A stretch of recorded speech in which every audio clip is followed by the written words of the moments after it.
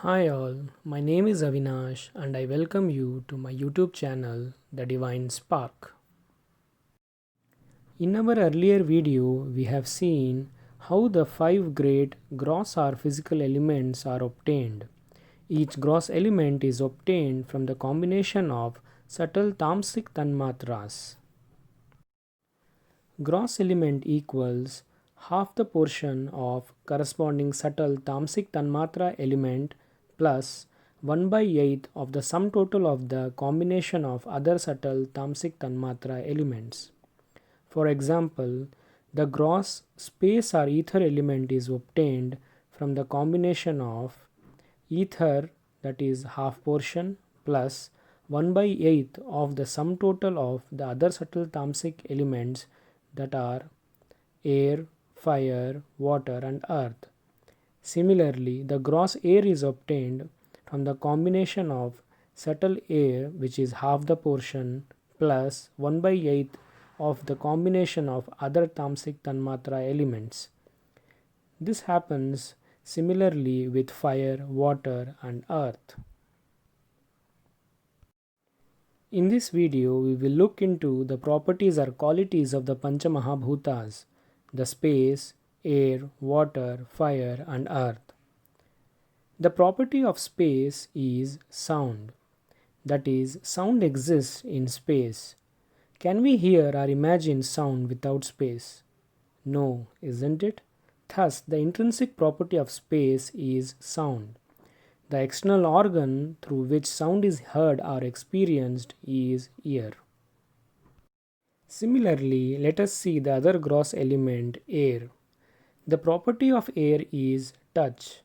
That is, air is experienced or felt via touch. Air also has the property of space, that is, sound.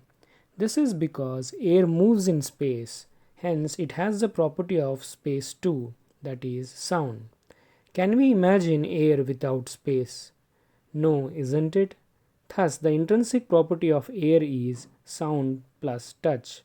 The external organ through which touch is experienced is skin. The property of fire is form. That is, fire is experienced or seen to have a form. This is evident when we observe fire or flame. Flame or fire is seen to have a form. Fire also has the property of air, that is, touch. This is evident when we come close to fire. It is experienced as hot or warm, etc. Also, fire is dependent on air for its existence. Can fire exist in vacuum or without air? No, isn't it? Thus, fire carries the property of air, that is, touch. From our earlier discussions on air and space, it also implies that fire carries the property of space, that is, sound too. Thus, the intrinsic property of fire is sound, touch, and form. The external organ responsible to experience form or sight is eyes. Similarly, water has the property of sound, as it cannot exist or imagined without space. Water has the property of touch, as it can be felt as cold, hot, etc.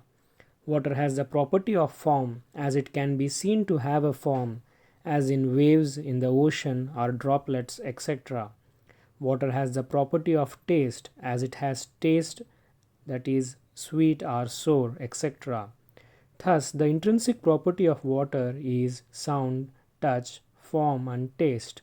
The external organ responsible to experience taste is the tongue. Earth or gross physical matter or object has the property of sound, touch, form, taste, and smell too. Pick up any gross object, you will find that it satisfies all the properties mentioned. The external organ responsible for smell is the nose. It is easily observed that each element in the order, starting from space, air, fire, water, and earth, has its own unique property plus the property of the immediate previous element. For example, the unique property of air is touch, and it carries the property of sound from its immediate previous element, the space. Similarly, the unique property of fire is form, and it carries the property of its immediate previous element air, which is sound and touch. The unique property of water is taste, and it carries the property from its immediate previous element fire, which is sound, touch, and form. The unique property of earth is smell, and it carries the property from its immediate previous element water, which is sound, touch, form, and taste. The order in which the elements emerge in creation directly impact the property the element carries.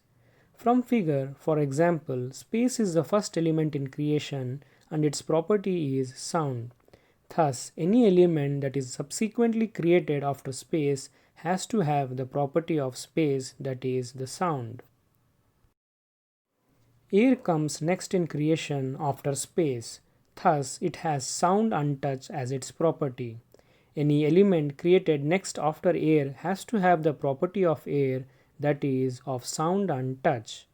When fire comes next after air, it has the property of air plus its unique property of form. When water comes next in creation after fire, it has the property of fire plus its unique property of taste. Lastly, when earth or gross object comes next after water, it has the property of water plus its unique property of smell. The elements are not only merely to be seen as having the property from their immediate previous element, but the previous element is in fact the source for the subsequent element. For example, the source of air is space. The source of fire is space plus air. The source of water is space plus air plus fire. The source of earth or gross object is space plus air plus fire plus water. Thus, during dissolution, the element gets resolved or dissolved into their previous element. For example, earth or gross objects completely gets dissolved or resolved into water. Water gets resolved into fire. Fire gets resolved into air, and air gets resolved into the last in the dissolution process, that is the space. In our next video, we will try to summarize what we have known so far. Thank you.